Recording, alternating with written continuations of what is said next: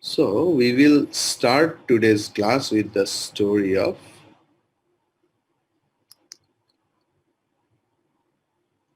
Sage Bharata, then King Bharata, and then Wise Bharata. The same story. There was a king in ancient times. His name was Bharata. He was a king as well as very knowledgeable. He did so many things, and in his name, the whole country's name was Bharata. India is not the name of our country. Before British invasion, our country's name was Bharata. For Indus land or Indus Valley, they changed our country's glorious name, Bharata. Bha means Deepti, luminous. Rata means continue. Who continues in its own glory forever.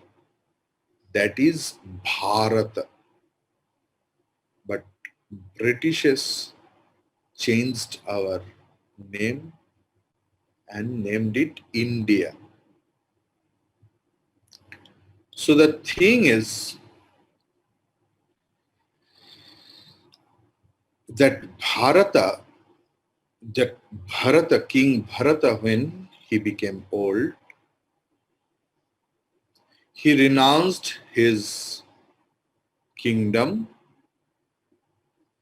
He gave all the charges of the kingdom to his son and other, and he went to the forest to do penances, to live a Banaprastha life. So, when we discussed about Varnashrama in the class, you please check it. There we discussed about Varnashrama and Banaprastha.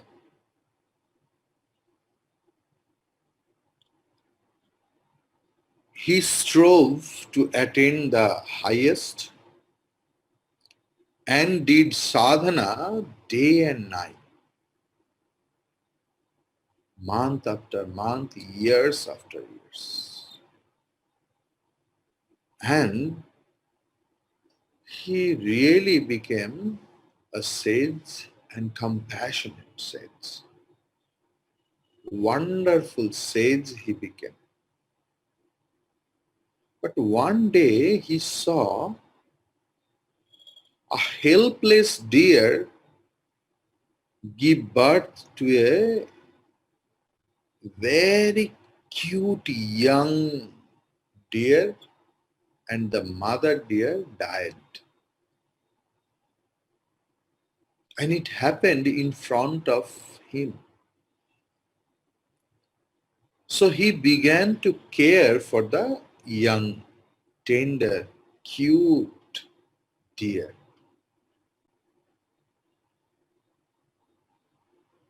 He became very much attached with that tender deer. He used to feed it always, day and night he used to care. And he forgot his sadhana, his spiritual practices, his aim. He became attached with that deer day and night. He became so attached to that animal that at the time of death, Instead of thinking of the self or Bhagavan or Lord, at the time of death, he thought of that form. And we discussed it in previous, long ago, in these definitions of Vedanta, that at the time of death, what we will think, that thinking decides our next birth. Our scripture says. That is why our spiritual masters, our teachers, Guru Parampara, always say that always remember the name of the Lord, or at least think of Atma. Or what about you have studied, you have heard, always repeat it in your mind, soak into that, and then only it is possible in the time of death to remember that. Just think about it. Whenever we have terrible headache or terrible stomachache or any other problem, just honestly tell yourself, can we remember the name of the Lord? We start finding the doctor and medicine, then we are so much merged with the pain and we do a lot of things. So death, the time of death, the most painful session in whole human life or whole life. How one can remember God if he or she doesn't remember him throughout his life or her life. King Bharata, sage Bharata, who was so much noble king, did a lot of merits, acquired a lot of merits by performing good deeds, then did a lot of penances, but just before death, few months, he became attached with a fawn, with a small deer. Just think, the attachment or the maya, how it comes into our life and spoil everything else. This is the example how much careful a sadhaka should be, in what way it enters and make a mess nobody knows.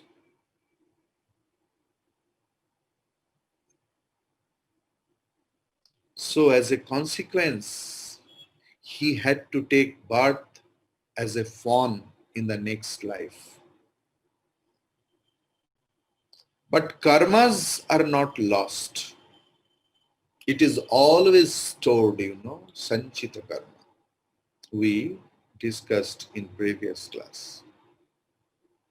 So the deer remembered his past birth well and tried to do sadhana in that life also, but it was not possible because in animal life doing sadhana is not possible. Only in human life we can do spiritual practices.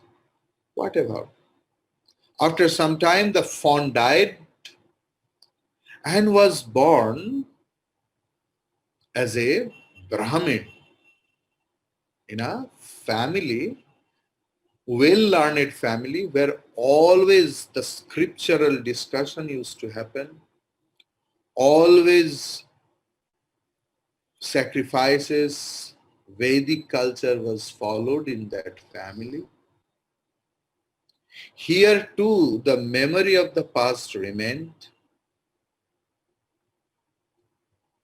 In that time, this Brahmana boy, who was earlier aged King Bharata,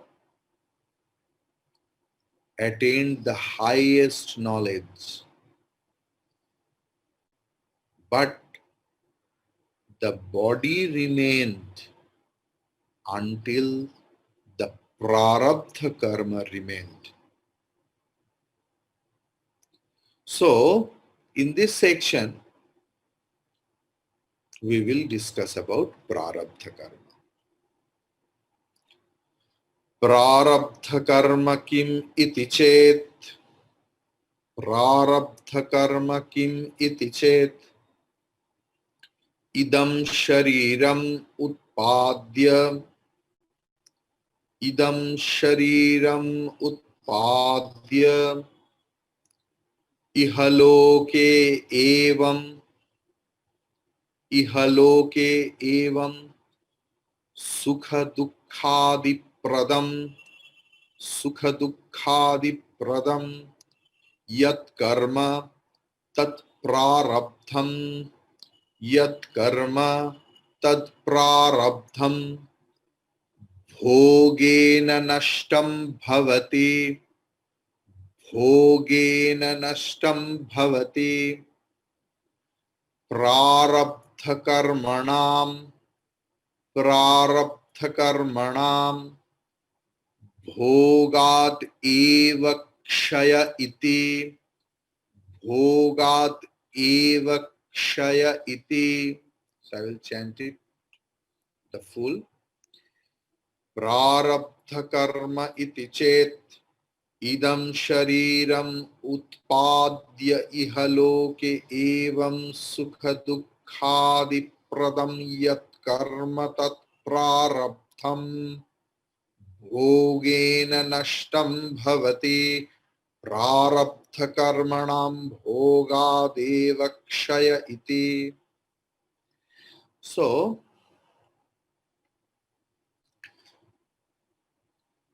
prarabdha karma kim iti chet. So, kim iti, what is prarabdha karma? What is prarabdha karma? Chet, if it is asked, idam shariram utpadya, having given birth to this body, ihaloke, in this world, evam, in this manner, sukha dukkhadi, in the form of happiness and misery or suffering, etc. Yat pradam, which gives, that which gives, karma, action, tat, that, prarabdham is called prarabdham, began. Bhogena, through experience, nashtam bhavati, becomes exhausted, destroyed. Prarabdha karmanam, of the fruits of action which have begun to bear fruit. Bhogad eva, through experience alone, kshaya iti, destruction or get distracted. So, if one asks what prarabdha karma is, the answer is that which gives birth to this body in this world and makes us experience happiness and misery is prarabdha karma. Such fruits of action are eliminated only through experiences. This is because their destruction is only through experience. So if we take this little portion, bhogat eva kshayam. How do those karmas that have begun to give fruit become destroyed? Both yoga and Vedanta philosophy are clear that they have to be experienced. That is the only way for their destruction. This is what Tattvabodha says over here. Karma phala, or the fruits of action, can be destroyed either by experience or by burning them through sadhana, spiritual practices, penances. Yoga philosophy says that the seeds of the fruits of action are burned away by the force of spiritual practices or sadhana. Thus, they cannot sprout. Before the attainment of knowledge, the seeds are all weakened and burned. In yoga philosophy language, it is called tanukarana. Weakened means tanukarana, and barn is dagdha bijam or jagdha bijam. Vedanta follows this method partially, but says that so long as ignorance or avidya remains, there are fruits of action, memory, mind, and so on. Once ignorance goes, then nothing remains. The ordinary mortal has to face the consequences of his or her past deeds. None can escape the law. Yet by God's grace, one can overcome suffering. In the Gospel of Sri Ramakrishna, we see a discussion about this. A devotee asks Sri Ramakrishna about this question, and Sri Ramakrishna replies in a beautiful way that a devotee asked, does the body remain even after the realization of God or attaining the knowledge? Sri Ramakrishna replied, the body survives with some so that they may work out their prarabdha karma or work for the welfare of the others. If we can remember our Gurudev, Pujya Swami Chinmayananda Ji Maharaj, or Ramana Maharshi Ji, or Swami Vivekananda Ji, and many more realized souls, they kept their bodies for the welfare of the society, even after attaining or gaining the highest knowledge. After realization also, they were in this mortal world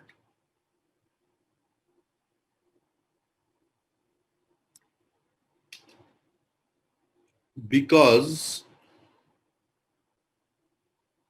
of the welfare of us.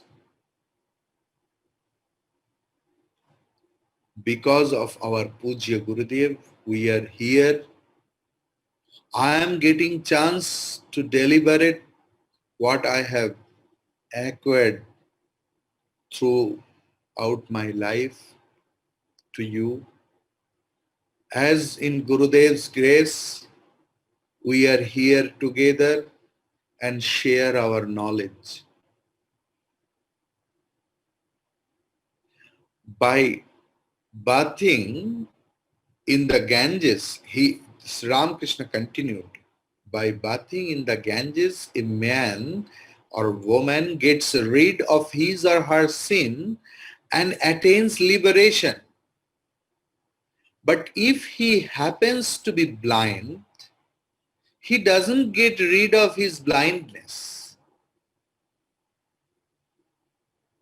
Of course, he escapes future births, which would otherwise be necessary for reaping the results of his past sinful karma. His present body remains alive as long as its momentum. Its momentum is not exhausted till it gets exhausted. Like you have seen the wheel of making the clay pot. When the work is over and the potter has left, moving the wheel, when he is washing the hand, after some times also, the wheel gets moved in its momentum. Prarabdha is like that. But the future bring births are no longer possible. The wheel moves as long as the impulse that has set it in motion lasts. Then it comes to a stop. In the case of such a person, passions like lust and anger are burnt up. Only the body remains alive to perform a few actions.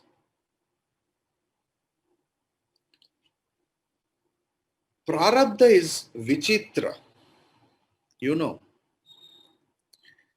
It is sometimes, vichitra means inexplicable sometimes.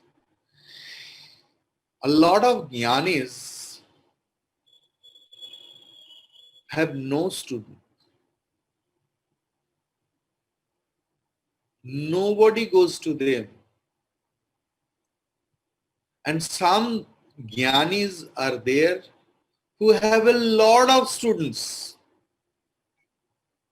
Some jnanis have no food for so many days. But some jnanis have a big ashrama, plenty of food. Everything happens due to prarabdha. Jnana has no connection with it. Because jnani has no effect of the present situation, whether he has food or not, whether he has students or not, whether he has a shelter or a big ashram, it doesn't matter for him. He is established in Brahman. That is Jivan Mukta Lakshana. That in the previous class where we discussed Jivan Mukta Lakshana, we discussed it very well mannered. Arabdha means which has been started. Prarabdha, prakrishtena or prakrishta rupena arabdha is prarabdha, which has started well, in a well manner, is called prarabdha.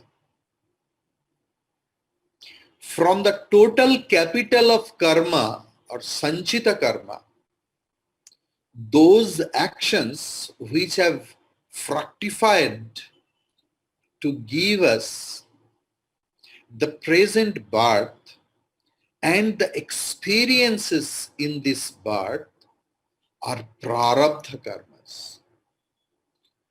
Prarabdha decides the time and place of our birth. We choose our parents. Our karma choose our parents. Our karma choose the place of our birth. Our karma, our intention, our desire choose in which family I will take birth. You know, sometimes a lot of families, I have heard, you may heard, that husband and wife jokingly talking that in this life you are not getting my value and you are doing so much things to me. Next life I will be your husband and I will show you, I will give you return everything else. Maybe it is a joke for them, but they nurture that thought in their mind and that happens. So always think positively.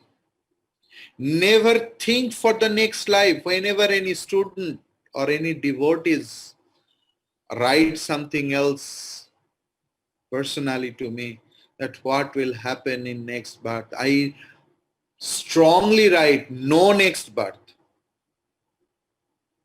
No next birth. In this very life, we have to exhaust everything else. Are you not enough suffered? Till you have the desire that you will born. Again the school, college, again the emotional things, again everything else. Are you not getting teachings and learnings from your own life, this life? The environment in which we live, our lifespan and so on, everything is determined by our own karma. Unnecessarily we blame God, unnecessarily we blame others that because of my failure, because of my problem, he is responsible, she is responsible. No. Please study Shastra. Please do meditate on it. Please believe that our own karma is responsible for our this situation. Prarabdha cannot be changed. But Sanchita and Agami, the stored karma and the future karma we can destroy. Why can't we try? It is commonly called fate or destiny or luck. One should not think of prarabdha with a negative connotation as God has decided my fate. Now I am helpless. I will have to go through it. There is no use of doing anything as everything is decided. We can't change anything. Don't lament. Please. In fact, by understanding that what I get now is because of what I have done in the past, I stop blaming others and take full responsibility for my life and experiences. That understanding that I deserve, that I get, makes us strive to deserve better. We may have no choice in what we get, but we do have a choice in the attitude with which we receive it and in what we do with what we get. Our Pujya Gurudev used to say, what I get is his gift to me. What I do with what I get is my gift. Again, I am repeating. What I get is his gift to me. What I do with that is my gift to him.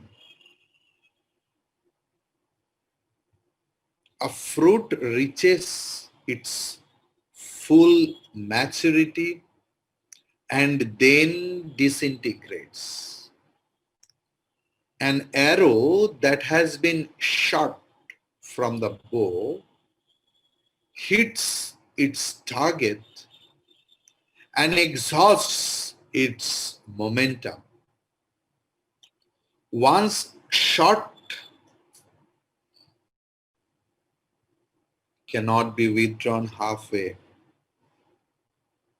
Similarly, suppose you hit a stone, it cannot be withdrawn in halfway. Similarly, those actions which have started fructifying gets exhausted only by giving their results. One has to go through the results of one's action, whether one likes them or not. These results come to us as a conducive or unconducive situation. A wise man also has taken birth in this body due to his prarabdha karma. But our attitude should be different.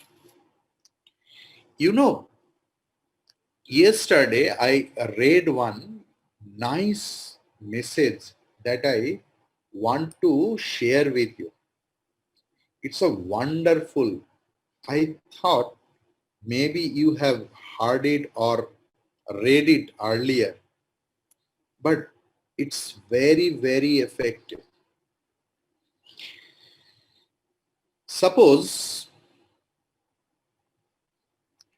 if we consider the English alphabet, that A to Z, you know, A, B, C, D, E, F, G, H, I, J, K, L, M, N, O, P, Q, R, S, T, till Z. So if we consider A is equal to 1, B is equal to 2, C is equal to 3, likewise, Z equal to 26.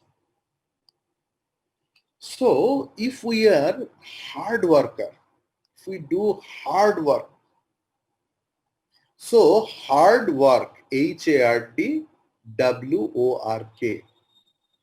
So it will be 8 plus 1 plus 18 plus 4 plus 23 plus 15 plus 18 plus 11 equals to 98%. If I am very much knowledgeable, then knowledge, if we count it, that K, N, O, like 11 plus 14 plus 15 and so on, it is 96%. If we sit and depend on our luck or fate or destiny, luck means LUCK, 12 plus 21 plus 3 plus 11, 47. Nothing can reach 100%. Money, it is 72%. Leadership, 97%. Everything is possible if we change our attitude, ATTITUDE, 1 plus 20 plus 20 plus 9 plus 20 plus 21 plus 4 plus 5, it is 100%. If we change our attitude or vision, the entire creation will appear in front of us in a different way, in a completely different way. Think about Surdas ji. He was a great devotee, great knowledgeable, wise, realized soul. He never applied any occult power in him to get rid of his blindness. He suffered the prarabdha, he took it as a challenge. He never prayed to God that make me unblind. That is the attitude of a devotee. That is the attitude of a sadhaka. That what comes, take it in a positive way. He always, every day, without any gap, he used to go to visit Banke Bihari. Every day he used to sit with the help of the pillar and look at the Banke Bihari. After long years, the priests started making fun of Surdas ji. That you are a blind, you can't see, Lord. Why do you stand in front of the Murti every day and night without any failure? Surdas ji smiled and replied, I may be blind, I can't see him, but I know he is not a blind. I come here as he can see me. That is the attitude of a jnani, a sadhaka, a spiritual practitioner. One has to go through the result of one's action, whether one likes them or not. The results come to us as conducive or unconducive situation. A wise man too has taken birth in this body due to his prarabdha karma. Even after attaining knowledge, the prarabdha of the body continues. We therefore see that even a wise man may get cancer or a heart attack.